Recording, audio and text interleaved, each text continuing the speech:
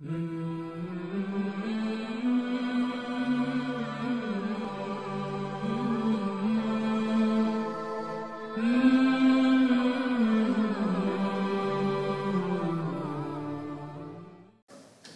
sekalian, ada beberapa hal yang mungkin perlu kita perbaiki. Seperti misalnya, pemahaman sebagian kaum muslimin yang keliru tentang definisi zuhud.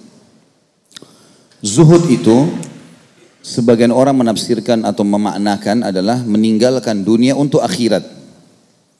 Jadi orang kalau mau zuhud, zuhud bagian daripada ibadah agama kita. Tetapi mereka menganggap definisinya adalah meninggalkan dunia. Kalau mau zuhud, maka harus pakaiannya kotor, penampilannya juga sederhana, makannya juga roti kering, ya, dan seterusnya. Tidak perlu mengejar dunia ini.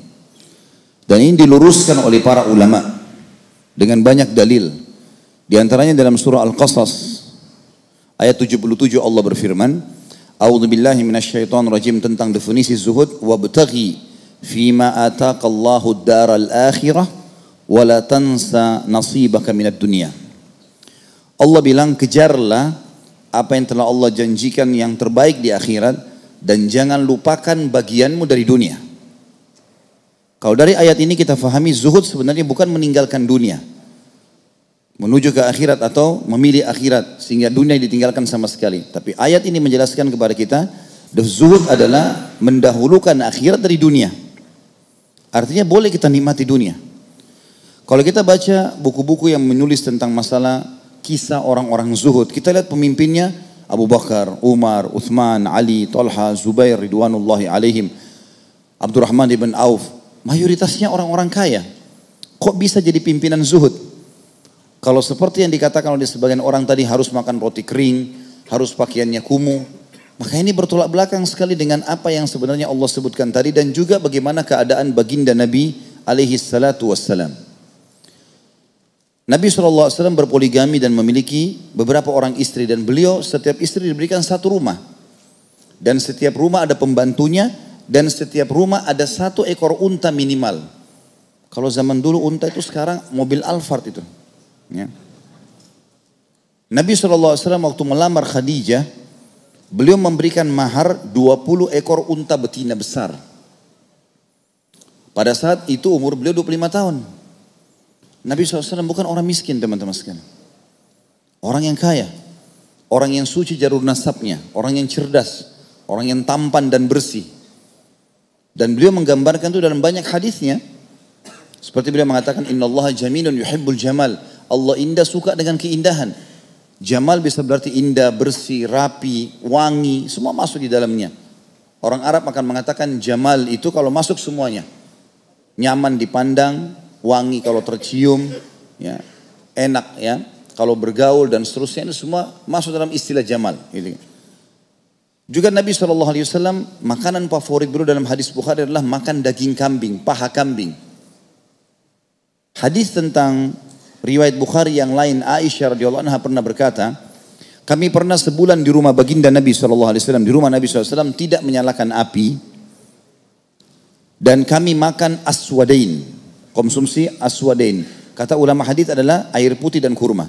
Banyak orang menganggap, oh ini rumah Nabi aja tidak ada makanan kecuali itu. Nabi pernah tidak masak di rumahnya sebulan. Ini tanpa melihat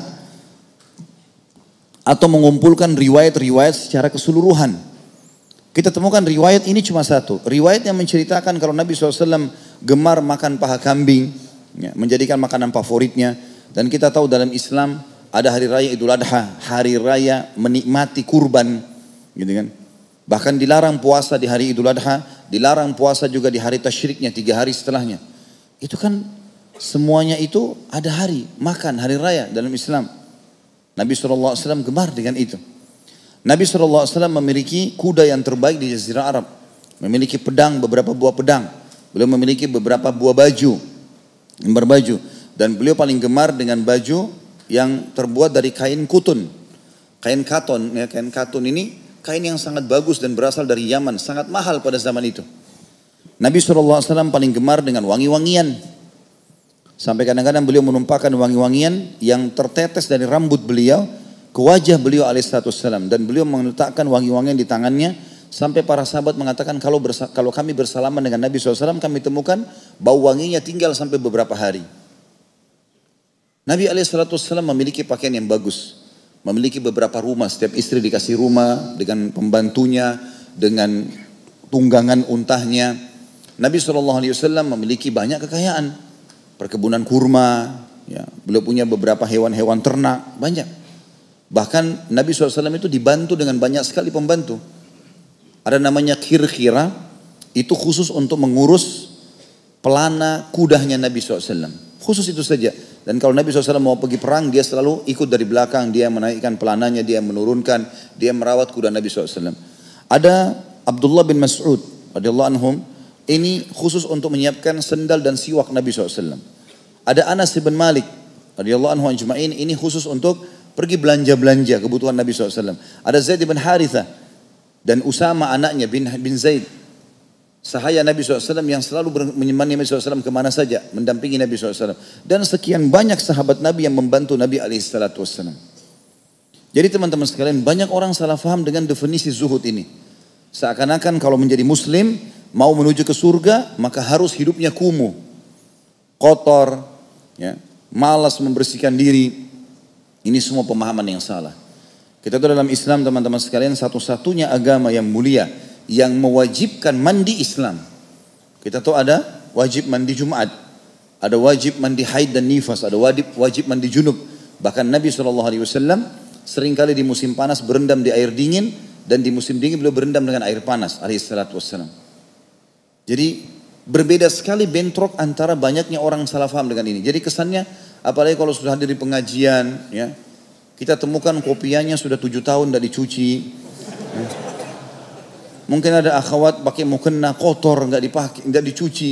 Sejadah yang dipakai di rumah kotor, gitu kan?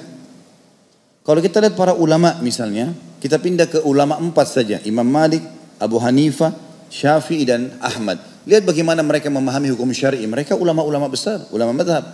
Imam Malik rahimahullah, setiap kali mau mengajar di majlis beliau, menyampaikan hadis-hadis Nabi SAW, pasti pakai baju bagus, pasti pakai minyak wangi. Dan beliau mandi dulu. Pasti kalau mau menyampaikan penyajian, pasti mandi. Kalau ditanya sama muridnya, kenapa anda selalu setiap mengajar pasti ganti baju? Kami mencium bau wangi. Ya. Dan kenapa anda lama kami tunggu? Kata beliau, saya menggunakan baju bagus, saya menggunakan wangi-wangian, dan saya mandi dulu karena saya akan menyampaikan penyampaian Nabi SAW. Mulia agama ini. Mereka fahami itu. Kemudian Imam Abu Hanifah rahimahullah, beliau pedagang sutra terkenal di Irak. Orang kaya raya, Imam Abu Hanifah, imam madhab. Dan untuk menjadi imam madhab ini harus minimal menghafal 500.000 hadis. Tahu dengan sanad-sanadnya. Fulan dari fulan 500.000. Imam Ahmad berkata rahimahumullah, untuk menjadi imam madhab maka minimal harus menghafal 500.000 hadis. Itu pun tidak boleh ada yang salah. Itu minimal hafalan. Maka kita lihat Abu Hanifah pakainya selalu bersih. Abu Hanifah kalau lewat ke majelisnya, murid-muridnya sudah tahu, oh Abu Hanifah sudah datang karena bau wanginya tercium. Abu Hanifah rahimahullah pernah setiap lewat pasti wangi. Murid-muridnya bilang, Abu Hanifah di hadapan kita saja bersih begini. Gimana kalau dia bertemu dengan Allah di salat malam ya? Kata Abu Hanifah, saya dengar bisikan mereka. Lalu saya tahu diri saya, kalau salat malam saya biasanya pakai baju biasa saja. Kayak kita kalau di rumah mau salat tahajud pakai baju kaos, mau sobek, mau enggak. Pikiran kita enggak ada yang lihat. Kata Abu Hanifah, saya seperti sedang disinggung oleh Allah. Kenapa dengan manusia saya dandan, dengan Allah di hadapan Allah tidak? Maka mulai malam itu Abu Hanifah setiap malam pakai baju baru. Berapa banyak baju barunya Abu Hanifah kalau setiap malam tahajud pakai baju baru. Karena mau menghormati pertemuannya dengan Sang Pencipta Allah. Gak ada tuh kita temukan riwayat bahwasanya mereka kumuh-kumuh. Imam Syafi'i rahimahullah terkenal dengan ketampanannya. Ya, dengan kebersihannya. Kalau murid-muridnya melihat, mereka melihat seperti ada cahaya yang berjalan. Imam Syafi'i kelihatan surbannya bersih, imamahnya, bajunya bersih, penampilannya bersih. Kalau berbicara orang nyaman dengan bau mulutnya. Kelihatan sekali. Gitu kan? Imam Ahmad juga begitu, rahimahullah. Semuanya terkenal menjalankan sunnah Nabi SAW yang kurang lebih hampir sama semuanya ceritanya. Jadi kita harus luruskan dulu persepsi ini teman-teman sekalian. Karena selalu kesannya kalau sudah ikut pengajian, sudah mulai mau mendekatkan diri kepada akhirat, maka dianya harus kumuh. Pakai sendal jepit, tidak usah pakai ganti baju sendal, sudahlah dunia gampang nanti ditinggalkan. Enggak. Perlu saya gambarkan satu hal juga teman-teman sekalian. Kita harus pahami, dalam berdoa kepada Allah, kalau kita meminta agar nikmat yang sedang kita miliki itu dipertahankan oleh Allah, jauh lebih besar pahalanya dibandingkan cobaan yang sedang datang kita minta agar diberikan solusinya. Saya ulangi. Kaidah penting dalam syariat kita, memohon kepada Allah agar nikmat yang sedang melimpah dipertahankan sama Allah. Misal kita lagi sehat, ya Allah pertahankanlah kesehatanku. Kita kan antara dua sujud baca kan, Rabbighfirli warhamni wajburni wa'afini. Ya Allah pertahankan kesehatanku ini. Itu jauh lebih baik. Dia lagi memuncak kesehatannya, dia minta agar kesehatan dipertahankan. Dia lagi kaya, minta ditambahkan kekayaan. Dia sudah punya keturunan, minta diberkahi. Minta tamak dengan rahmat Allah. Jauh lebih afdal dibandingkan nanti kalau cobaan sudah datang, baru kemudian dia minta agar dikeluarkan dari masalah. Nanti kalau sudah bangkrut, baru merengek sama Allah. Waktu dia masih sehat, masih kaya, dia nggak pernah bersyukur kepada Allah. Maka ini lebih besar pahalanya. Sama juga teman-teman, kita menikmati apa yang sedang Allah berikan. Kalau kita masuk ke toko buah, kita mau beli anggur, ada anggur harganya 100 ribu per kilo. Bagus, kualitas nomor 1. Ada anggur 50 ribu, kualitas nomor 2. Kita mampu beli nomor 1. Beli nomor 1 teman-teman. Dan itu bukan mubadzir. Bahkan itu termasuk menikmati ya, apa yang sudah Allah janjikan. Itu ibadah. Saya kasih contoh. Imam Abu Hanifah rahimahullah, dalam majlis beliau pernah ngisi pengajian. Rupanya ada satu orang masuk, pakaiannya kotor, rambutnya berantakan. Orang lihatnya nggak nyaman. Orang jadi bisa sangka buruk dengan orang ini nanti. Rupanya sampai selesai majelis orang itu masih ada. Abu Hanifah panggil, kesinilah. Maju dia. Kata Abu Hanifah, coba ke mihrab, kebetulan di masjid beliau, angkat sejadah saya dan ambil apa yang ada di bawahnya. Maka orang itu pun ke mihrab, angkat sejadah, rupanya ada uang, kalau saya tidak salah ya, 500 dirham. Cukup besar. Maka dia bawa ke Abu Hanifah, dia bilang ini imam. Imam itu kalau kita kiai, ustadz, ini imam. Kata Abu Hanifah, ambillah, perbaiki keadaanmu. Jangan kamu berpenampilan seperti ini, perbaiki. Dia bilang, saya orang kaya imam. Ternyata dia orang kaya. Ini lebih parah lagi ya. Kalau orang miskin kelihatan kumuh mungkin masih, tapi ini orang kaya kelihatan kumuh, ini jadi unik ya. Kata Abu Hanifah, apa? Ini hukum syar'inya. Abu Hanifah imam mazhab, dia mengatakan apa? Kalau kau memang orang kaya, mana kau dari sabda Nabi SAW dalam hadis sahih riwayat Abu Daud, Inna Allaha yuhibbu an yara athara ni'amihi ala abdi. Allah suka sekali melihat bekas nikmatnya pada hambanya. Allah mau teman-teman kita pakai baju bagus. Allah mau kita wangi. Allah berikan kita rasa gerah di badan supaya kita mandi. Sebagaimana Allah berikan lapar supaya kita makan. Allah berikan dahaga supaya kita minum. Allah berikan capek supaya kita istirahat. Itu kan? Kenapa kita dibuat teman-teman nyaman kalau lihat orang bersih? Atau kita lihat penataan taman yang rapi, kita jadi suka. Umum semuanya. Kenapa surga yang puncak yang dijanjikan untuk orang beriman digambarkan, apa yang digambarkan? Istana yang mewah, halaman yang kebun-kebun yang luas, sungai yang mengalir. Sampai digambarkan, gitu kan? Pernah Nabi SAW diberikan hadiah, satu jubah besar untuk musim dingin dari sutra. Nabi SAW tahu ini dikasih hadiah tapi Nabi tidak pakai karena sutra tidak dipakai. Waktu dibuka ya, dari tutupnya orang sahabat semua kagum. Ini luar biasa. Bagus benar baju ini. Belum pernah mereka lihat sebelumnya. Dan lembut sekali kalau disentuh. Dari sutra yang leks. Waktu sahabat lagi puji-puji jubah itu kata Nabi SAW. Apakah kalian kagum dengan pakaian ini? Demi zat yang jiwaku dalam genggaman maksud demi Allah. Sapu tangannya Sa'ad ibn Mu'adz. Sa'ad bin Mu'adz sahabat Nabi yang mulia, pimpinan orang Ansar, gitu kan, yang mati syahid. Sapu tangannya Sa'ad bin Mu'adz di surga lebih bagus daripada ini. Jadi gambaran di surga selalu bagus. Digambarkan dayang-dayangnya, bidadaranya semuanya tampan, cantik, bersih. Sampai dikatakan dalam sebuah riwayat sahih, nanti ahli surga akan masuk ke dalam surga, lalu dia masuk, ya. Dia temukan ada satu orang wajahnya bercahaya, putih, gagah, bajunya bagus sampai dia kagum. Dia kira malaikat. Lalu dia berkata, siapa kamu ini? Apakah kau malaikatnya Allah? Dia bilang bukan, saya salah satu pelayanmu. Pelayan surga. Istananya bagus, ya, pelayannya bagus, makanannya disebutkan yang mewah-mewah, semuanya yang bagus. Berarti secara duniawi kita disuruh yang bagus, di akhirat juga kita begitu. Jadi harus diperbaiki teman-teman pemahaman-pemahaman seperti ini. Ya. Supaya jangan sampai kesannya Islam itu salah. Mohon maaf, saya pernah masuk di salah satu masjid waktu saya masih, itu hari di Surabaya, di sebelah rumah kakak saya. Saya masuk, saya sholat asar satu masjid, ada satu orang berdiri habis sholat bicara, kultum. Memang saya lihat penampilannya orang ini tidak dijaga. Gitu kan. Terus kemudian dalam salah satu ceramah saya duduk dengar, dia sempat bilang, kita ini tidak usah terlalu banyak mandi. Ya. Itu dia bilang, kita tidak usah terlalu banyak mandi, dunia sebentar kita akan lalui. Apa hubungannya?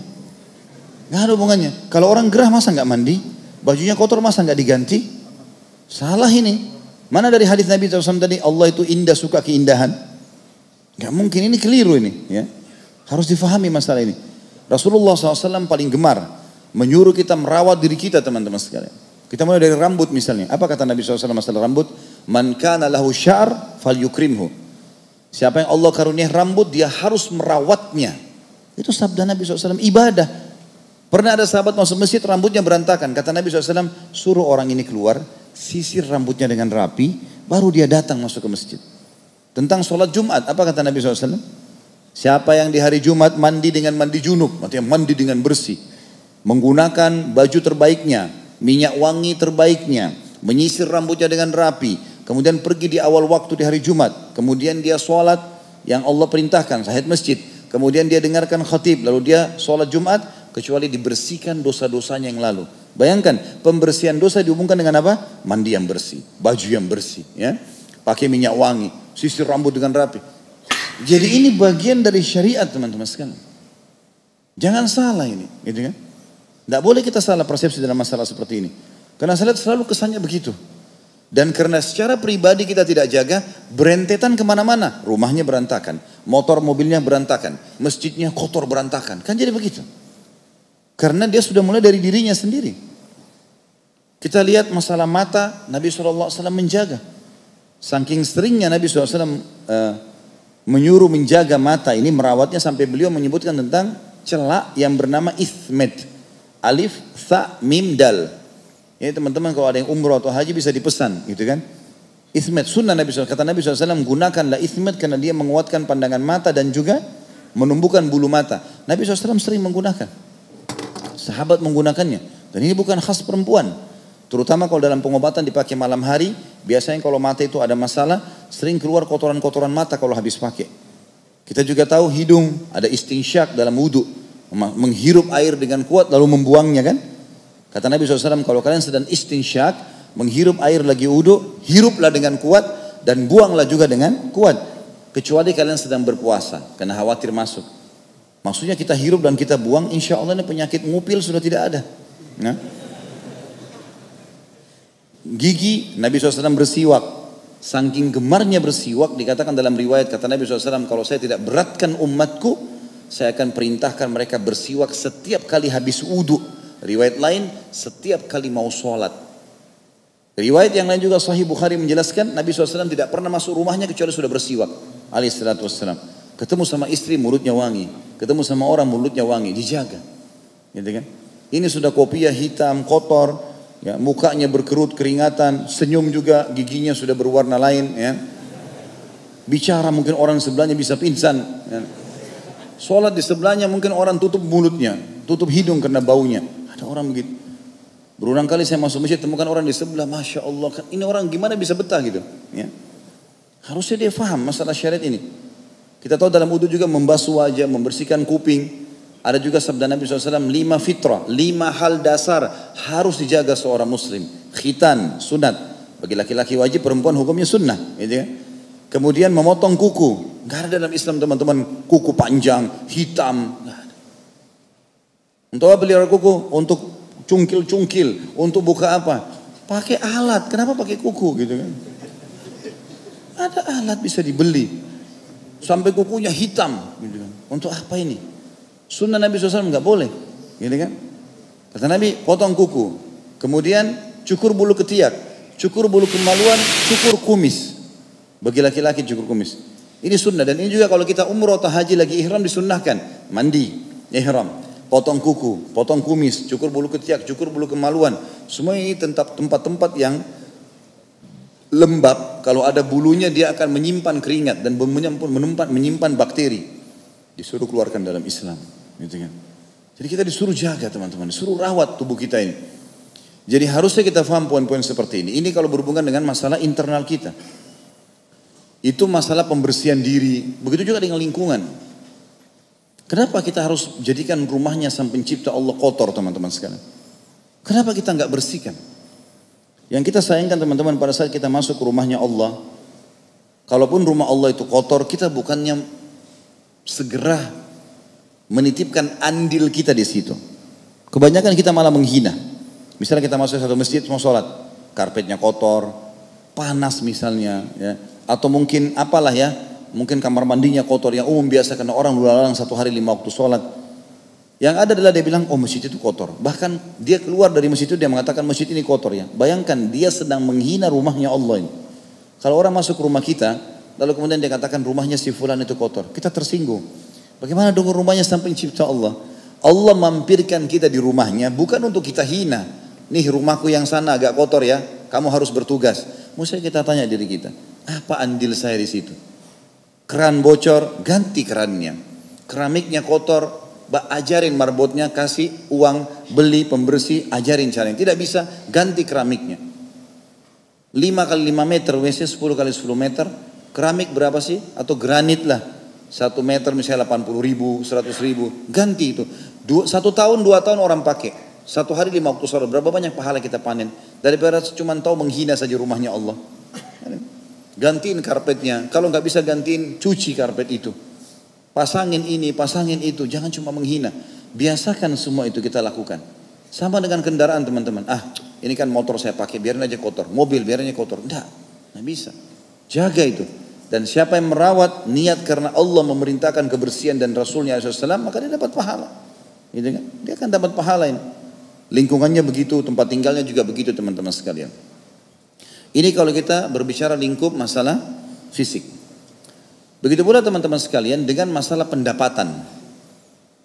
Saya tahu dan saya dapat informasi kalau teman-teman di Batam mungkin umumnya punya pekerjaan, datang segala macam. Mudah-mudahan lebih baik lah ya dalam kondisi ekonomi. Tapi teman-teman sekalian perlu saya tekankan satu hal. Kalau ada pertanyaan, saya pernah tulis sebuah artikel judulnya, apakah Islam menyuruh Anda menjadi orang kaya? Artikel tanya jawab. Tanda tanya, itu saya jawab dengan dalil yang cukup banyak, saya akan coba paparkan sebagian sekarang. Kalau ditanya apakah Islam menyuruh Anda menjadi orang kaya, maka jawaban sederhananya adalah iya. Islam menyuruh kita menjadi orang kaya, sukses, berhasil, sempurna di diri kita, rawat semuanya, sempurna dalam mencari pasangan, mencari pekerjaan, mencari makanan. Kita disuruh makan halalan dan thayyibah, bagus dan berkualitas, halal dan berkualitas. Kita boleh menikah dengan wanita atau laki-laki yang kita anggap sempurna secara agama dan fisik. Kita boleh memiliki kendaraan yang bagus. Begitu pula dengan masalah harta ini. Jadi kita boleh teman-teman, sampai ulama berselisih pendapat tentang masalah mana lebih afdal. Hamba Allah yang kaya bersyukur dengan hamba Allah yang miskin bersabar. Ini panjang pendapat khilaf di antara ulama. Siapa yang lebih afdal di sisi Allah? Orang kaya yang bersyukur atau orang miskin yang bersabar? Setelah saya panjang lebar baca teman-teman, saya simpulkan ternyata ulama mengerucutkan kepada orang kaya yang bersyukur. Apa sebabnya? Lihat dalil-dalilnya. Yang pertama teman-teman sekalian, Allah menyebutkan ayat-ayat Al-Quran tentang ibadah jihad. Atau jihad ibadahnya luar biasa. Orang mati bisa masuk surga tanpa hisab, gitu kan? Allah selalu memulai tentang jihad bi amwalikum wa anfusikum. Berjihadlah dengan harta kalian dan jiwa kalian. Allah enggak mulai dengan jiwa baru harta. Bi amwalikum wa anfusikum, bi amwalikum wa anfusikum. Harta kalian, jiwa kalian. Nabi SAW kalau mau jihad dalam banyak hadis Bukhari Muslim, beliau mengatakan jihad, bersedekahlah. Paling pertama itu dulu. Beliau lalu buka kain besar, seluruh sahabat datang menyumbang. Baru dibentuk pasukan untuk fisik. Harta dulu disuruh kumpul. Jadi di sini teman-teman, poin ini jelas dalilnya kalau harta itu penting dalam agama Islam. Kita lebih dalam sebutkan dalil. Misal masjid ini lagi waktu sholat tiba waktu. Saya ngajak seorang teman, ayo akhi, kita sholat yuk di masjid itu. Sholat duhur misalnya. Baiklah, teman saya mengatakan, iya, saya ikut insya Allah. Kita sama-sama masuk masjid. Waktu sholat di masjid, ini contoh saja perumpamaan, saya mendapat pahala 10 misalnya Allah kasih karena saya sholat. Teman saya dapat 10 karena dia juga sholat. Tapi karena saya ajak dia, saya dikasih pahala ekstra sama Allah 10 seperti pahala dia. Sebagaimana sabda Nabi SAW, man dalla ala khairin, kana lahu mithlu ajri fa'ilihi min gharin yanqus min ajri fa'ilihi syai'a. Siapa yang menunjukkan pada kebaikan, dia akan dapat pahala pelaku kebaikan itu tanpa dikurangi sedikit pun dari pahala pelaku itu. Jadi dia dapat 10, saya dapat 10, tapi karena saya ajak dia, saya dikasih 10 oleh Allah. Kan gitu. Sama semua ibadah begitu. Kita jadi penyebab orang lain mengerjakan, kita akan dapat pahala. Ini majelis ilmu misalnya, teman-teman ada yang memang sibuk dari kemarin, sebarin kasih teman-temannya, terus datang semua 10 orang, 20 orang, dia panen pahalanya. Dia dapat pahala, dia juga dapat pahalanya mereka. Tanpa mengurangi pahala mereka. Baik, kita kembali ke kasus sholat tadi. Saya sudah dapat pahala, teman saya dapat pahala ekstra karena saya mengajak dia. Sadar atau tidak sadar teman-teman, saya sama teman saya telah dipanen pahalanya oleh imam. Karena imam dapat pahala makmumnya. Sadar atau tidak sadar teman-teman sekalian, hukum syar'i, muadzin panen pahala satu masjid. Karena dia yang memanggil, gitu kan? Dan ada orang yang lebih hebat lagi teman-teman sekalian. Orang yang menyumbang dengan hartanya bangun masjid. Karena semuanya dia panen pahalanya. Mau saya, mau teman saya, mau imam, mau azin, karena dia menyumbang dia dapat. Dengan apa ini? Dengan harta teman-teman sekalian. Dengan harta, gitu kan? Dan perlu kita tahu teman-teman sekalian, potensi yang Allah berikan kepada kita sama loh. Waktu kita sama 24 jam, mata kita sama 2, hidung kita 1. Kalau orang-orang yang mampu itu misalnya berhasil, sukses, baik di pendidikannya, di ekonominya, kekayaannya, mungkin di rumah tangganya, mereka itu teman-teman sekalian sama. Kalau mereka punya waktu 27 jam, kita 24, mungkin mereka punya ekstra waktu. Ini enggak, waktunya sama. Ya, matanya juga 2 sama dengan kita, sama 2 kakinya. Cuma yang penting bagaimana kita memahami masalah itu. Bagaimana kita jadikan itu sebagai landasan, ya. Abdurrahman ibn Auf radhiyallahu anhu, sahabat Nabi yang mulia, itu sampai pada saat dia, ya, menjadi berusaha di Mekah, di Madinah, mulai buka usaha, dia datang dengan pakaian di badan. Begitu dia tiba di Madinah, dia nggak ada duit sama sekali. Dipersaudarakan dengan Sa'ad radhiyallahu anhu, Sa'ad ibn Ubadah. Maka Sa'ad berkata, hai Abdurrahman, saya mencintai kau karena Allah, saya akan istri saya 2, lihat salah satunya, yang kau cocok saya ceraikan, habis iddah kau boleh nikahi. Saya orang kaya di Madinah, setengah kebun kurma punya saya. Saya bagi 2 sama kamu, miliaran ini ambil saja langsung. Tiba-tiba bisa beristri, padahal dia asing di Madinah. Tiba-tiba jadi orang kaya karena setengah kebun Madinah di Madinah dia punya dia. Tapi dia orang mulia, dia mengatakan tidak. Semoga Allah berkahi keluargamu dan hartamu. Enggak usah ceraikan istrimu, saya juga enggak mau hartamu. Tunjukkan saya di mana pasar. Mulailah Abdurrahman pergi ke pasar. Ini bagi teman-teman yang mengatakan, saya kan tidak punya modal Ustaz. Perhatikan Abdurrahman datang dari Mekah tidak punya modal. 0. Cuma modal di badan. Datang ke pasar Madinah, dia lihat di pasar. Apa sih yang paling banyak orang jual? Oh ternyata cangkul dan kebutuhan perkebunan. Karena di situ ada kebun kurma banyak. Dia datang kepada kios cangkul yang besar, dia bilang, bisa nggak saya Abdurrahman, pendatang dari Mekah, muhajir. Dan orang-orang Madinah sudah tahu kalau mereka disuruh bantu oleh Nabi SAW. Saya mau ambil beberapa cangkul, jatuh tempo, besok saya bayar. Kata yang punya kios, silahkan ambil, berapa kau mau? Abdurrahman ambil beberapa cangkul, keliling di pasar tuh. Bawa cangkul itu, keliling bawa cangkul gitu kan. Waktu dia keliling-keliling bawa cangkul, dilaku ternyata. Dia bisa bayar hari itu, besok lagi gitu. 1 bulan Abdurrahman sudah punya kios. 1 tahun teman-teman, Abdurrahman lihat ada beberapa lokasi di Madinah, tidak ada pemiliknya. Padang pasir kosong. Maka Abdurrahman buat pasar. Itu saya sudah jelaskan di serial Sahabat tentang bagaimana Abdurrahman tahapannya menjadi orang kaya. Dia buat pasar, dikasih gratis. Siapa saja pedagang Madinah mau ambil di sini.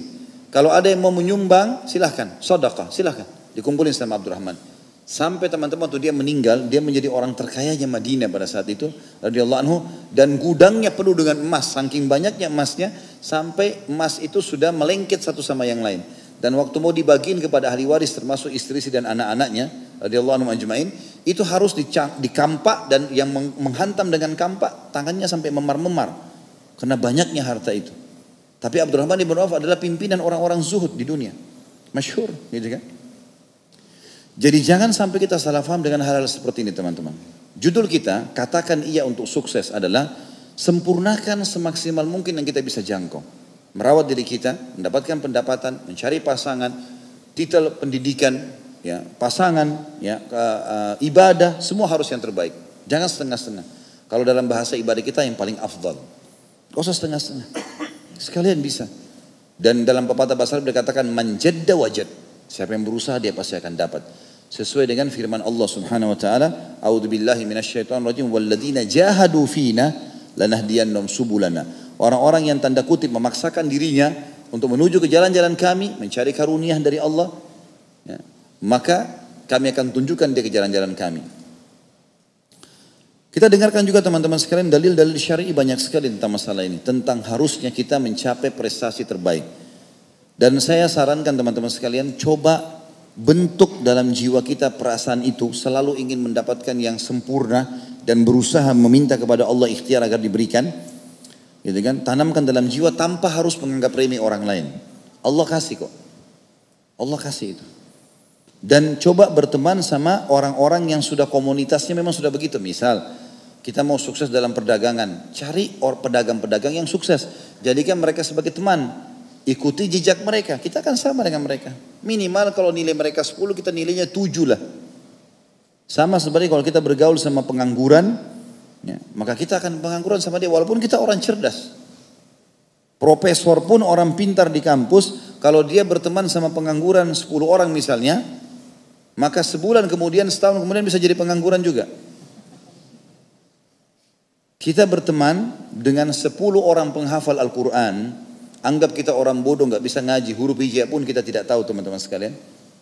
Kita berteman dengan 10 orang penghafal Quran, mungkin hari pertama, hari kedua kita malu gak bisa ngaji.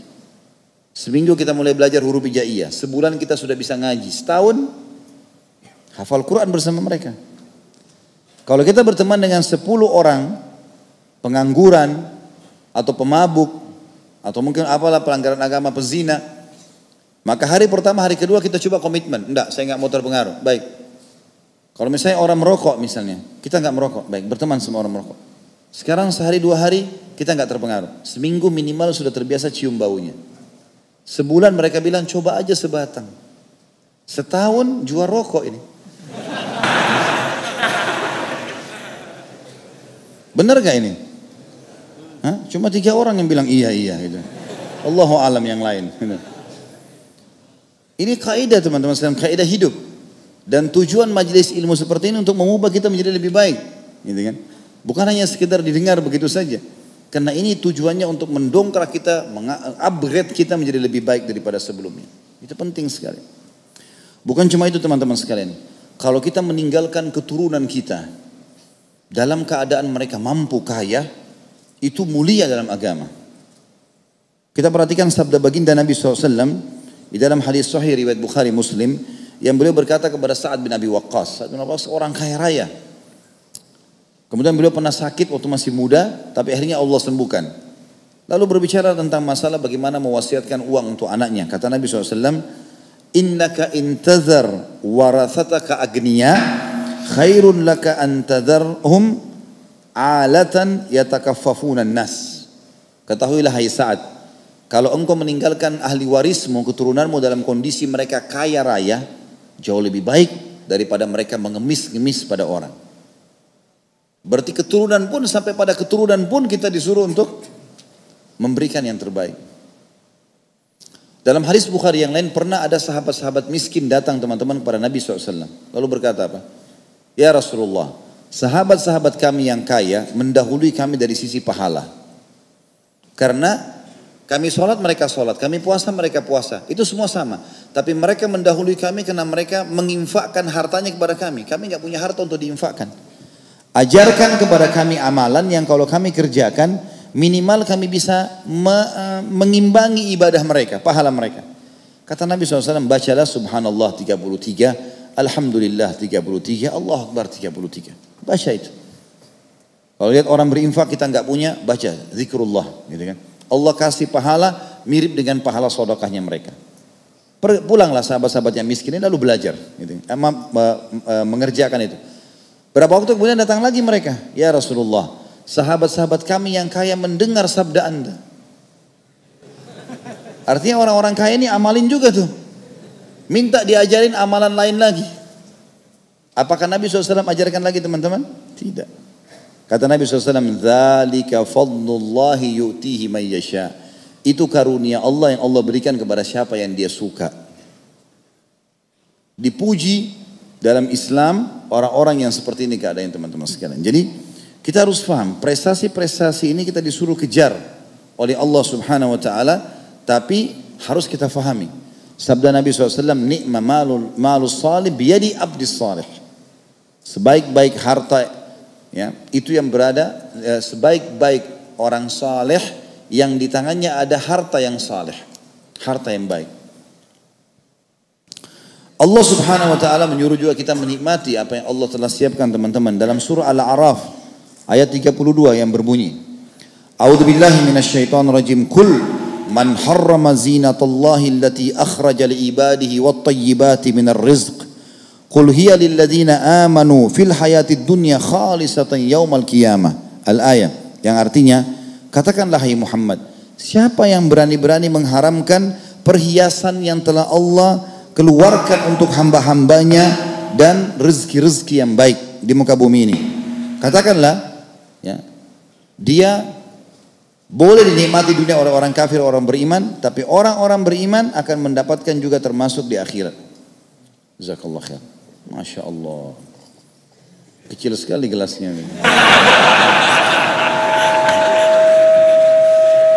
Baik, ayat ini jelas ya, menggambarkan kepada kita teman-teman sekalian bagaimana kita disuruh menikmati apa yang Allah kasih.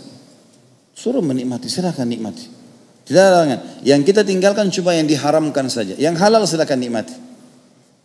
Juga dalam firman Allah dalam surah Al-Mulk ayat 15. A'udzu billahi minasyaitonir rajim. Huwallazi ja'ala lakumul arda dhalulan famshu fi manakibiha wa kulu min rizqi wa ilaihin nusyur. Dialah yang telah menghamparkan bumi buat kalian sehingga kalian bisa jalan di atasnya, dan makanlah dan nikmatilah rezeki-rezeki yang telah Allah siapkan, dan ketahuilah kalian akan dikembalikan kepadanya. Juga dalam firman Allah Subhanahu wa taala dalam surah Al-Jum'ah ayat 10. Apa kata Allah setelah perintah untuk sholat Jumat? A'udzu billahi minasyaitonir rajim. Fa idza qudiyatis shalatu fantashiru fil ardi wabtagu min fadlillahi wadhkurullaha katsiran la'allakum tuflihun. Kalau seandainya sudah selesai mengerjakan sholat Jumat itu, sebagian ulama tafsir mengatakan 5 waktu sholat atau sholat sunnah pun, maka bertebarlah kalian di muka bumi untuk mencari karunia Allah, rezeki dari Allah. Dan dalam mencari rezeki, perbanyaklah berzikir kepada Allah agar kalian termasuk orang-orang yang beruntung. Nabi SAW memotivasi kita pada saat mengejar prestasi teman-teman sekalian untuk bekerja, belajar. Dan kalau orang produktif, dia yang menghasilkan ide-idenya, ya. Dia baca, dia bertanya, dia diskusi sehingga dia coba melakukan yang terbaik, maka itu juga bagian daripada ibadah. Nabi SAW memuji orang yang memakan dari hasil tangannya sendiri, idenya, hasil kerjanya. Sebagaimana disebutkan di dalam hadis Bukhari, "Ma'akala ahadun ta'aman khairan min an ya'kula min amali yadihi." Tidak ada makanan, minuman, apa saja yang digunakan atau dikonsumsi oleh seseorang lebih baik untuk dirinya dan untuk nama baiknya, untuk hubungan dengan Tuhannya, dibandingkan yang dia dapatkan dari hasil tangannya sendiri. Dan ketahuilah, wa inna nabiyallahi Dawud kana ya'kulu min amali yadihi. Nabi Allah Daud bekerja dan makan dari hasil tangannya sendiri. Dalam riwayat Imam Muslim dikatakan, Nabi SAW bersabda, kana Zakaria alaihissalam najjaran. Ketahuilah nabinya Allah Zakaria yang terkenal dengan kesolehannya, yang namanya disebut dalam banyak ayat Al-Quran, diantaranya surah Maryam, menceritakan tentang Nabi Zakaria, dikatakan dia adalah najjar, seorang ahli kayu. Yang penting teman-teman sekalian, jangan anggap remeh pekerjaan kita. Menekuni pekerjaan dan fokus itu akan menghasilkan maksimal. Bukan cuma sekedar jual bakso, jual tempe, terus kita anggap remeh, tidak. Kalau kita kerjakan dengan profesional, jaga kualitasnya, maka Allah akan berkahi. Akhirnya orang banyak buka cabang, orang akan begini dan begitu, akan bisa maju. Kemudian selanjutnya teman-teman sekalian dikatakan juga, diriwayatkan bahwa Idris alaihissalam, Nabi Idris, kana khayyatan yatasaddaq bi fadli kasbi. Dia adalah seorang tukang jahit dan dia bersedekah dengan hasil jahitannya itu. Juga Nabi Muhammad SAW yang sudah masyhur, ya, kekasih kita semuanya, beliau bertransaksi jual beli, berdagang, ya, menggadaikan, dan juga dia masuk dalam semua lini muamalah ekonomi. Bahkan beliau berkata kepada para sahabatnya dalam hadis Bukhari, li an ya'khudha ahadukum abhulah thumma ya'til jabal thumma ya'ti bihizmati min hatabin fayabi'uha fayastaghni bithamaniha khairun lahu min an yas'alan nas a'tuhu aw mana'uh. Artinya, seseorang di antara kalian, kata Nabi SAW kepada para sahabat, mengambil potongan-potongan tali, kemudian dia datang ke puncak gunung. Dalam riwayat dikatakan dia datang ke hutan, lalu dia mengambil potongan-potongan kayu, ranting-ranting, lalu dia ikat dan dia pikul dan dia jual, ya. Kemudian dia hidup dari hasil jualnya jauh lebih baik daripada dia mengemis-ngemis kepada orang, dikasih atau dia tidak dikasih. Jadi motivasi untuk kerja. Teman-teman pun kalau mau minta, balas itu dengan jasa. Bekerja. Mulia kita. Jangan cuma tahu mengemis. Hati-hati teman-teman sekalian. Kalau teman-teman ikuti ceramah saya di YouTube, pada judulnya Saudaraku Inilah Rahasia Rezekimu. Ada, saya sebutkan sekian belas kiat, ya, untuk menambah rezeki dan mempertahankannya. Dan ada masalah yang paling berat yang banyak orang tidak sadari teman-teman sekalian. Kata Nabi SAW, tidak ada seseorang yang membuka pintu afaf. Afaf itu mulia, tidak mau mengemis, tidak mau menggunakan tangannya. Dia bekerja supaya dia dapat hasil, gitu kan. Kecuali Allah bukakan pintu kekayaan, dan tidak ada orang yang membuka pintu mengemis, cuma mau meminta-minta, kecuali Allah bukakan pintu kemiskinan. Muliakan diri teman-teman sekalian. Bayarkan orang lain, traktir orang lain, belikan, lakukan sesuatu, mulia. Apa kata Nabi SAW? Tangan di atas lebih mulia daripada tangan di bawah. Memberi lebih mulia. Sampai kata Nabi SAW, kalau kau sedang berjalan dan ada, kalau seseorang sedang berjalan dan ada orang yang sedang menunggangi kuda meminta kepadanya, maka berikanlah karena kamu lebih mulia dari dia. Suruh kita memberi, mulia dalam Islam. Jangan hinakan diri teman-teman sekalian.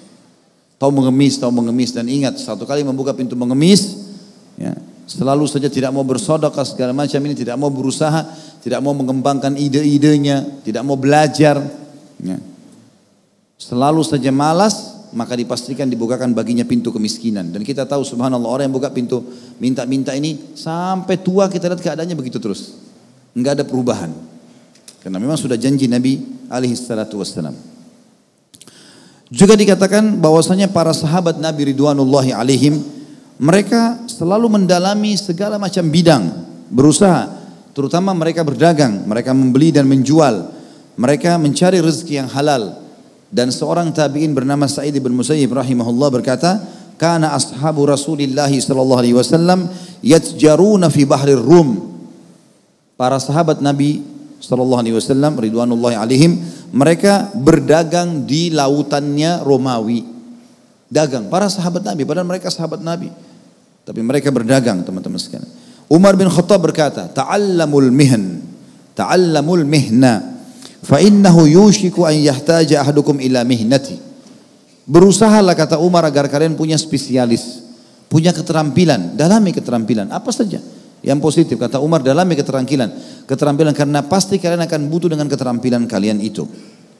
Abu Darda juga radhiyallahu anhu itu membuka, kalau kita sekarang mungkin seperti rumah makan, ya, membuka rumah makan di Madinah. Dikatakan liyuki dan nara tahta kidrihi hatta tadma ainah. Saking banyaknya dia masak makanan dan banyak konsumen yang makan di rumah makannya dia lah, gitu ya. Sampai-sampai dia masak dan asap api itu memerahkan matanya. Bekerja, dia berusaha. Wa taqulu Aisyah radhiyallahu anha, dan Aisyah juga berkata, kana Abu Bakar radhiyallahu anhu atjara Quraisyin hatta dakhala fil imarah. Kalau Abu Bakar, ketahuilah, sahabat yang nomor satu ya, dari umat ini. Yang kata Nabi SAW, kalau ditimbang imannya Abu Bakar dan ditimbang imannya seluruh umat ini, maka akan lebih berat imannya Abu Bakar. Apa kata Aisyah? Abu Bakar adalah orang Quraisy yang paling mahir dalam berdagang, sampai akhirnya dia menjadi khalifah, baru dia berhenti dagang karena dia fokus menyelesaikan tugas-tugasnya. Qais bin Asim, salah satu tabi'in, memberikan wasiat kepada anak-anaknya pada saat dia mati. Dia mengatakan, alaikum bil mal wastina'ah.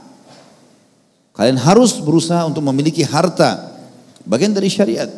Memiliki harta. Dan berusaha untuk mengembangkannya. Fa innahu mambahatul karim. Karena itu adalah pendapatan yang baik. Wa yustagna bihi anil laim. Dan akan melepaskan diri dari kehinaan. Wa iyyakum wal mas'alah. Dan hati-hati jangan buka pintu mengemis. Fa innaha akhiru kasbar rajul. Karena dia hanya akan menjadi ya, pendapatan yang paling terakhir. Artinya kalau terdesak betul tidak bisa lagi, kita bangkrut, sakit, stroke, nggak bisa, harus minta, maka itu lain. Yang sudah tidak mampu lagi, maka itu jadikan terakhir sekali. Tapi kalau enggak mampu, maka bekerjalah. Sa'id bin Musayyib juga berkata rahimahullah, la khaira fi man la yatlubul mal. Ini ulama besar, ahli ibadah, terkenal dengan kezuhudannya. Dia mengatakan tidak ada kebaikan bagi seorang muslim yang tidak mencari harta. Yaqdi bihi dainah, dengan harta itu dia bisa membayar utang-utangnya.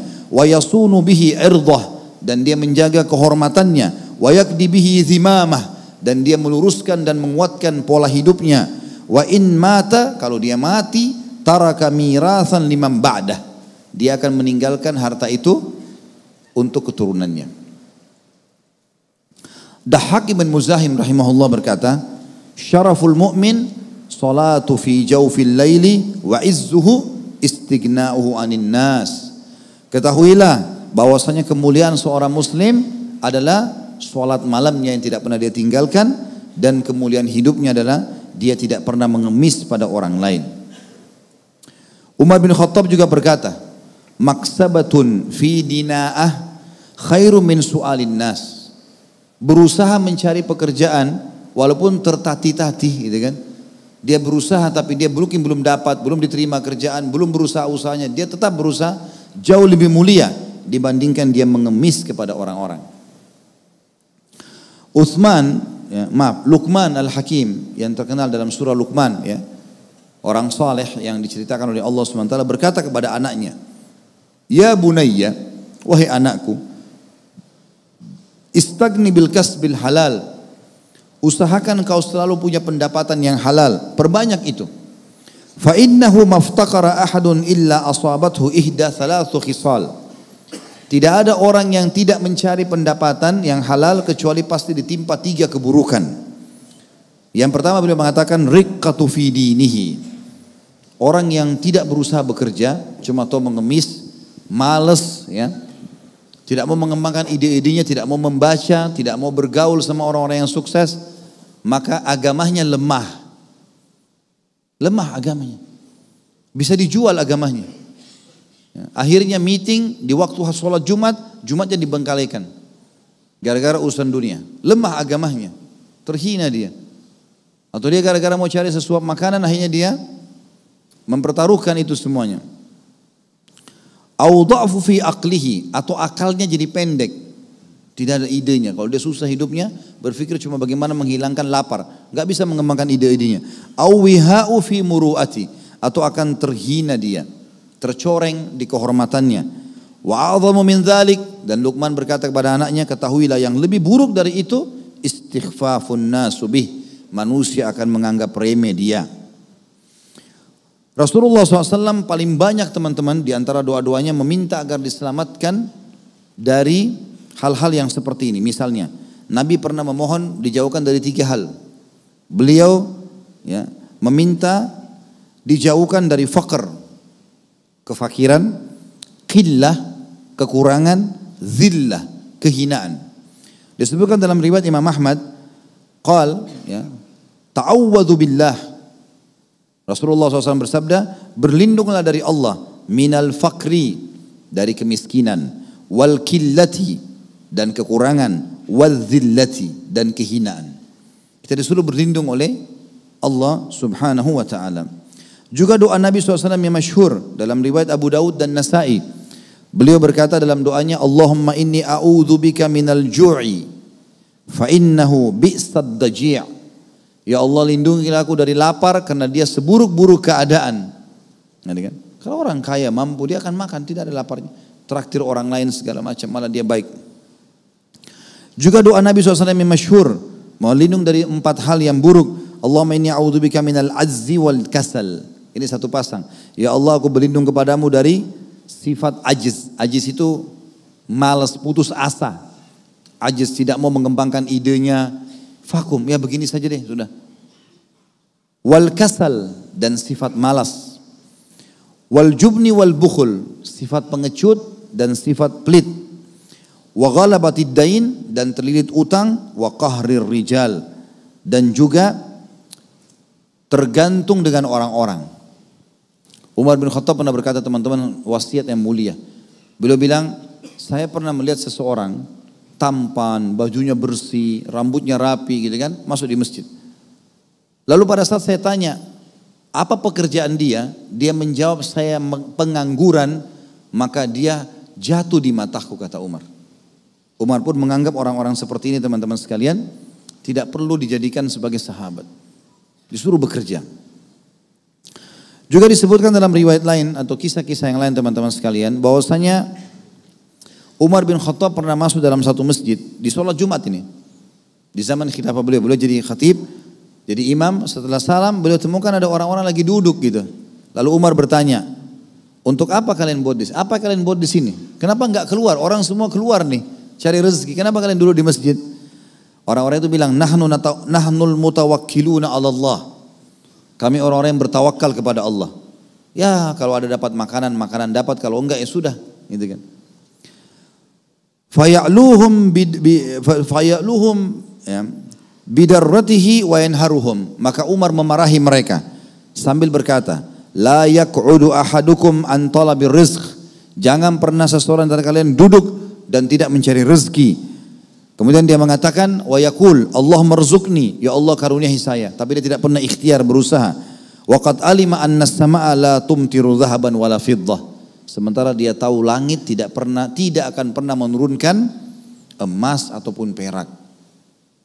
Jadi teman-teman sekalian, harus kita bisa bangun kepribadian yang unggul seperti ini. Kemudian Muhammad bin Thawr juga berkata, diriwayatkan dari Sufyan ats-Tsauri rahimahullah, beliau pernah melewati sekelompok orang lagi duduk di masjid, lalu ditanya, apa yang kalian lakukan? Ma yujlisukum? Mereka berkata, kulna ma nasna'. Apa yang harus kami lakukan? Kami enggak tahu, enggak ada ide. Kata beliau, utlubu min fadlillah. Keluar dari masjid sekarang, cari rezekinya Allah. Wala takunu iyalan 'alal muslimin, dan jangan pernah kalian menjadi beban bagi umat Islam. Dan para fuqaha juga mengatakan, mengeluarkan sebuah hukum bahwasanya setiap muslim wajib, terutama bagi laki-laki, untuk mencari pendapatan selain dia membiayai dirinya, membiayai kedua orang tuanya, membiayai istri dan anak-anaknya, bahkan membiayai agamanya. Tinggal teman-teman sekalian yang perlu kita garis bawahi. Beberapa dalil baru saya akan berikan contoh-contohnya.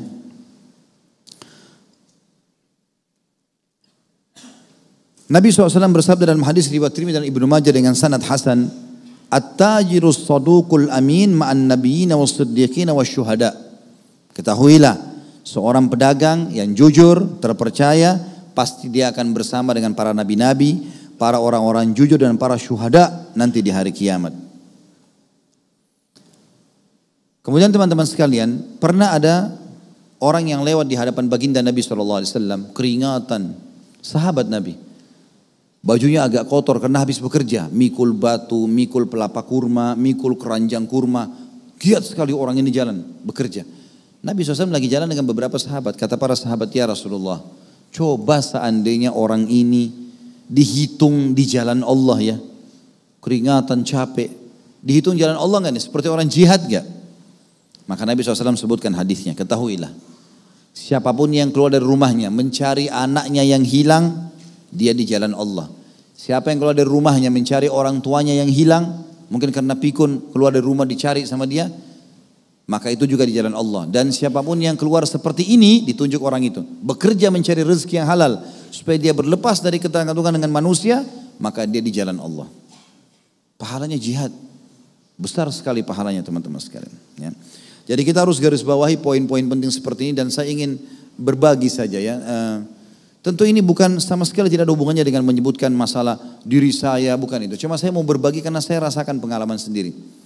Saya waktu masih kuliah teman-teman sekalian, saya pernah begitu masuk tingkat 1 kuliah di kuliah dakwah di Madinah pada tahun 1994 waktu itu, saya mulai masuk tingkat 1 kuliah, saya duduk di kursi paling belakang di kelas. Alhamdulillah waktu dosen masuk, keluar masuk, saya dengar gitu kan. Tapi saya melihat belum maksimal karena di baris belakang kelas ini, itu teman-teman semua ada yang tidur, ada yang coret-coret kertas, ya. Ada yang menghayal taruh tangannya di pipinya. Enggak dengar dosen ngomong apa. Orang yang di depan semuanya konsentrasi. Dosen bilang apa ditulis. Terus saya melihat pada saat ujian memang rata-rata yang di belakang ini nilainya enggak bagus. Normal, yang di depan semuanya bagus. Karena mereka konsentrasi kan. Nilai saya waktu itu ada di tengah-tengah teman-teman. Tidak bagus sekali, tidak juga buruk. Gitu kan. Saya coba ubah strateginya. Sekarang saya maju ke depan. Saya duduk di depan, di dekatnya teman-teman yang prestasi itu. Saya lihat apa yang mereka buat. Apa yang mereka buat ini.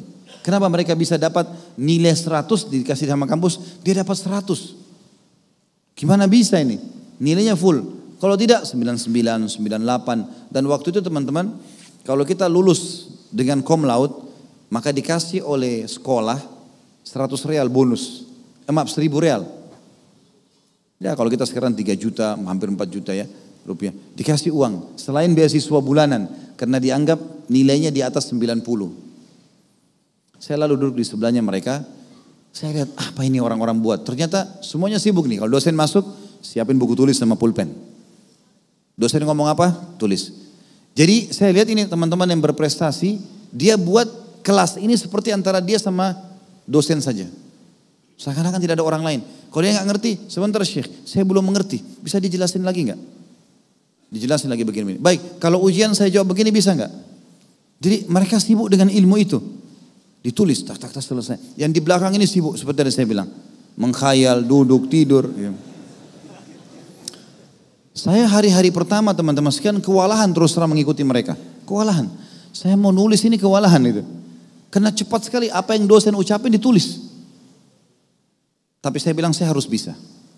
Enggak boleh enggak. Saya harus bisa. Saya beli buku tulis, saya tulis. Awal-awal saya kelabakan sekali teman-teman. Dosen ngomong kita tulis.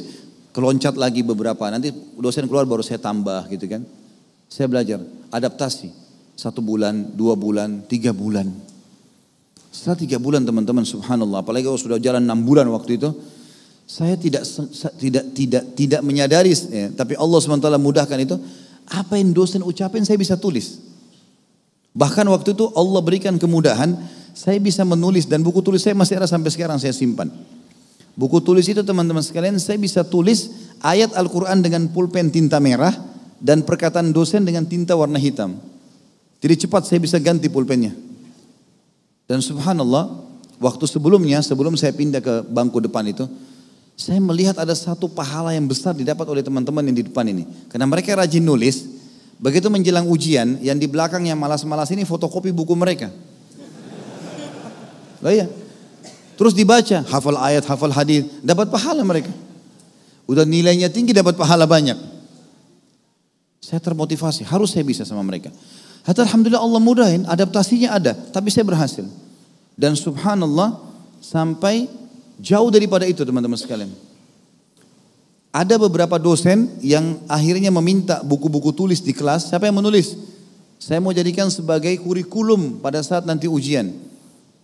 Maka saya sempat angkat tangan, teman-teman semua angkat tangan. Waktu itu pelajaran sejarah. Kemudian dikasihlah buku-buku. Minggu depan dosennya datang. Dia bilang, saya rekomendasikan tulisan ini. Tulisan saya diangkat kebetulan. Ini fotokopi. Saya jadikan kurikulum. Jadi dianggap tulisan saya ternyata sempurna. Saya sujud syukur kepada Allah. Alhamdulillah ternyata bisa saya prestasi, bukan gak bisa. Dan pada saat lulus ujian betul-betul dapat nilai tidak jauh dari mereka dan dapat 1.000 real. Gitu kan? Jadi ternyata saya ambil kesimpulan, kita kalau berteman sama orang-orang pintar, kita akan sama dengan mereka teman-teman. Kita berteman sama orang bodoh, kita akan sama dengan mereka. Kita berteman dengan ahli ibadah, kita akan sama dengan mereka. Kita berteman dengan ahli maksiat, kita sama dengan mereka. Kita berteman dengan orang bersih, kita akan sama dengan mereka. Karena tiap hari kita lihat itu kan, kita berteman sama orang jorok, kita akan jorok bersama mereka. Maka tentukan jalan kita teman-teman. Dan ini bagian daripada ibadah. Menjadi orang yang terbaik bagian dari ibadah. Jangan disia-siakan ini. Gitu kan. Saya pernah undang teman saya di kampus juga gitu. Dari Afrika beliau, dari Somalia. Namanya Abdurrahman. Saya masih ingat orang itu Masya Allah. Orang kalau ngomong selalu supel ngomong semua sama orang. Nilainya selalu mumtaz itu. Cum laude nomor 1. Selalu. Nilainya kalau 100, 100, 99, 100, nilainya bagus. Waktu dulu saya pernah pertama adaptasi, karena dia di sebelah saya lihat dia di kelas, apapun dosen yang ucapin, dia langsung tulis. Dan dia seperti dia sama dosen saja. Sebentar saya belum ngerti, dia ulangi lagi, dia coba, seperti itulah. Yang terakhir teman-teman sekalian, saya pernah undang dia, karena kami di kampus Madinah itu, fakultas kami dengan asrama satu tempat, satu camp gitu ya. Jadi satu kamar di building-building itu kita ditaruh 3 orang dan dari beda-beda negara supaya menggunakan bahasa Arab terus. Saya panggil dia Abdurrahman ini. Abdurrahman, habis pulang sekolah, bisa nggak main ke tempat saya? Habis asar di kamar saya siapin makanan khusus. Kita ngobrol-ngobrol. Ya baiklah. Waktu dia mau datang teman-teman, saya sudah persiapkan diri. Saya siapkan buku tulis, saya siapkan pulpen. Saya pikir ini orang karena dia mumtaz nomor 1, orangnya nilainya bagus nomor 1. Pasti dia kalau ngomong ini semuanya ilmiah gitu kan. Saya mesti tulis nih. Dia datang, saya siapin teh, ngobrol-ngobrol sama saya. Subhanallah 2 jam dulu sama saya habis asar sampai maghrib.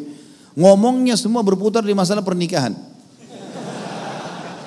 Kalau waktu itu kita masih bujang. Nanti kalau selesai saya mau menikah begini, saya begini. Memang menyebutkan ada hadis Rasulullah begini. Tapi gak ada penyebutan tentang materi di kelas gitu. Saya dari tadi tunggu ini. Dosen ini kalau saya mau dapat nilai bagus saya lakukan begini, gitu kan? Ini enggak sama sekali. Saya penasaran, saya coba ulangi lagi undang dia 3 hari 4 hari kemudian, sama aja terjadi. Ternyata kota kuncinya dia di kelas rajin sekali, dia suka tulis nanti di rumah, di kamar dia baca sebentar sudah selesai. Jadi dia sudah hayati ilmu itu. Pada saat dia pulang teman-teman sekalian, ternyata alhamdulillah waktu ujian bukunya difotokopi sana sini dia sampai tidak sempat baca tetap nilainya bagus, gitu kan? Saya waktu pulang ke Indonesia tahun 98, kemudian saya tahun 99 mulai masuk S2. Saya coba bilang, kalau saya cukup dengan S1 saya ngajar, bagus. Alhamdulillah sudah ada ijazah. Tapi kenapa saya nggak lanjutkan S2? Coba saya cari kampus di mana nih? Waktu itu di Makassar. Dapat kampus, alhamdulillah. 98 selesai, saya pulang Oktober. Bulan Februari tahun 99 saya sudah dapat masuk. Dan 2001 alhamdulillah, tidak sampai 2 tahun sudah selesai. Saya coba masuk dan di kelas pun begitu. Saya lihat teman-teman yang prestasi saya kumpul sama-sama, yang tidak saya nggak bergaul nih, gitu kan. Begitu seterusnya dalam pendidikan, saya bilang saya harus kejar yang terbaik. Di mana lagi S3 nih, daftar lagi. Coba, memang betul butuh upaya waktu, tapi alhamdulillah kita kejar prestasi. Dari jelang-jelang selang itu saya coba mengajar di kampus.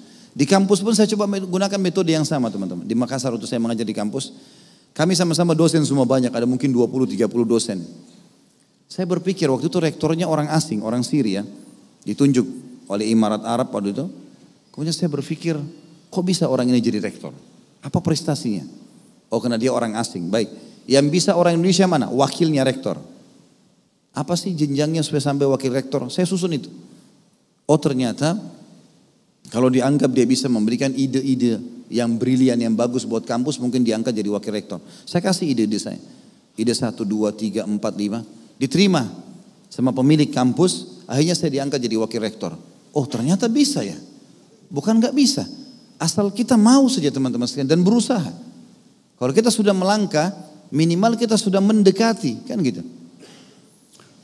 Saya coba lihat ayah saya belajar dari beliau. Semoga Allah jaga, masih hidup sekarang Masya Allah di Makassar. Sampai umur 70 tahun sekian, itu selalu saja bisa membiayai pesantrennya, dia bisa membiayai hidupnya, membiayai keluarga. Padahal secara khusus tidak ada pekerjaan, tidak pernah jadi pegawai negeri, gak pernah segala macam. Dia mengelola usaha-usaha. Dan selalu saja rapi dalam menulis bukunya segala macam. Saya coba belajar. Kenapa ayah saya bisa, saya nggak bisa? Saya juga harus coba usaha. Tahun 2006 saya pindah ke Jakarta. Saya coba lihat peluang apa sih yang saya bisa selain saya dakwah ini. Saya ceramah, saya harus punya pendapatan. Nggak mungkin saya nggak biayai keluarga saya. Saya harus punya pendapatan, saya harus punya pekerjaan. Cari jalan. Karena saya sudah tidak jadi dosen lagi di kampus. Mulailah saya kumpul-kumpul ide, usaha apa, usaha ini, usaha itu. Sampai alhamdulillah akhirnya Allah mudahkan. Terbukalah usaha ini, terbukalah usaha itu. Ada satu teman dari Riyadh datang mengatakan, ayo kita pergi ke Irian. Coba kita sampaikan dakwah di sana. Baiklah, dia kirim saya. Terus dia mengatakan, Khalid, coba ini ada uang, gunakan untuk gaharu. Yang saya nggak ngerti gaharu itu gimana cara dagangnya. Coba ente belajar. Baiklah, saya belajar. Saya tinggal hampir 2 bulan teman-teman dalam hutan waktu itu. Tahun 2003. Sampai 2006, 2007. Bolak-balik terus. Belajar pelan-pelan. Lama-lama alhamdulillah kita bisa ekspor ke Saudi. Gitu kan. Ternyata bisa asal mau. Kan? Kemudian saya kumpul lagi sama teman-teman. Ada satu teman dari Syria datang kepada saya. Dia bilang, Khalid saya ini punya anak 4-5 orang. Agak susah pendapatan. Gaji saya $500. Dia bilang. Tidak cukup buat anak-anak. Waktu itu dia bilang. Saya tanya, antum punya kemahiran apa? Saya bisa masak. Biasa saya kasih kedutaan-kedutaan. Baik kalau gitu. Coba kita coba saja. Antum bisa buat masakan Arab? Bisa. Dia bilang, saya buat. Berapa biayanya? Dia bilang kalau makanan sederhana 400.000. Ini 400.000. Coba bukain. Buatin dulu. Bawa ke rumah sini. Saya coba. Dibawa ke rumah saya coba gitu. Masakannya enak sekali. Karena saya pernah tes di Timur Tengah memang rasanya enak seperti itulah. Terus saya bilang bisa buat yang lebih besar. 1 ekor kambing. Oh bisa. Berapa? 1,5 juta. Ini uang 1,5 juta. Coba buat. Dibuat sama dia. Enak. Saya coba lebih kembangkan lagi di pengajian saya tawarkan. Biasanya kalau pengajian dikasih makan siang jemaahnya kalau saya pengajian pagi sampai duhur. Saya bilang sama pemilik rumahnya, udah nggak usah siapin makan nanti saya siapin. Saya bawakan 1 ekor kambing nanti dicoba tesnya. Nggak usah dibayar, bawa ke sana dicoba, cocok gitu kan. Setelah cocok saya berpikir, gimana caranya saya harus bisa punya restoran, nggak ada modal. Saya belum pegang uang yang cukup besar untuk restoran, buka sekian banyak. Saya iklanin di pengajian, saya mau buka restoran, ini idenya, saya susunkan proposalnya. Bagi hasilnya begini, silakan kalau ada yang mau invest. Subhanallah Allah mudahin. 3 orang datang langsung membawa uangnya. Bayar cash, diinvestasikan. Berjalan gitu kan. Memang tentu kalau kita mulai teman-teman bekerja, berusaha, ada suka dukanya ya. Enggak mungkin tiba-tiba kita langsung naik. Tapi naik turun itu ada. Tapi kalau kita berusaha menjaga komitmen kita, kita akan terus bisa naik kok. Dan banyak contoh-contoh berhubungan dengan itu. Saya datangkan tadi, tunggu dalil-dalil di sini sudah cukup. Tapi saya coba berbagi pengalaman pribadi teman-teman. Coba saya kejar yang terbaik, alhamdulillah. Dalam rumah tangga juga saya coba memberikan yang terbaik. Coba menjadi yang terbaik. Baca tentang apapun yang terbaik. Saya kasih yang terbaik. Dan saya lihat memang hasilnya juga alhamdulillah maksimal. Dari semuanya bisa kita dapatkan asal kita mau. Dan penyakit al-malas dihilangkan. Ini paling berbahaya ini. Malas tidak mau bekerja. Tidak mau berusaha, nggak menganggap ini sebuah ibadah, maka ini jadi masalah buat dia. Jadi oleh karena itu teman-teman sekalian, mulai sekarang sempurnakan fisik kita semaksimal mungkin. Jaga kebersihan, jaga kerapian, cari prestasi yang terbaik dari masalah titel sekolah, ya, pendapatan, pekerjaan, kembangkan. Dan Allah Subhanahu Wa Taala akan menilai sesuai dengan kadar juhud kita, sesuai dengan kadar juhud kita. Allahu a'lam. Ini bahasanya teman-teman sekalian. Kita berdoa kepada Allah SWT semoga majelis kita diberkahi olehnya, dijadikan sebagai tambahan amal kita pada hari kiamat. Semoga seluruh amal tidak terkecuali yang pernah kita kerjakan sampai menjelang ajal datang nanti diterima dengan kemahamurahannya. Dan semoga semua dosa yang pernah kita kerjakan sekecil sampai sebesar apapun diganti dengan kemahamurahan Allah menjadi pahala. Dan semoga saja Indonesia menjadi negara yang aman, tentram, damai. Seluruh umat Islam di bawah naungan ukhuwah Islamiyah, diangkat perselisihan di antara mereka. Dan juga semoga Indonesia diberikan pemimpin muslim yang adil dan kembali kepada Al-Quran dan Sunnah, dan semoga seluruh wilayah selain Indonesia menjadikan Indonesia sebagai contoh. Dan kita tidak pernah lupa doakan saudara kita di Palestina, di Syria, di Yaman, di Irak, di Myanmar, di Ahsa, dimanapun mereka berada sedang tertindas. Semoga Allah ikhlaskan niat mereka, terima para syuhada mereka, muliakan Islam di tangan mereka dan tangan kita semua, dan semoga Allah partisipasikan kita bersama mereka di pahala, baik dengan doa, dengan harta juga dengan jiwa kita. Dan semoga Allah dengan kemahamurahannya menyatukan kita semua di surga firdausnya tanpa hisab, sebagaimana saya di majelis ilmu yang mulia. Sekali lagi kalau ada benar dari Allah, kalau ada dari saya mohon dimaafkan. Subhanakallahumma bihamdika asyhadu an la ilaha illa anta astaghfiruka wa atubu ilaik. Wassalamualaikum warahmatullahi wabarakatuh.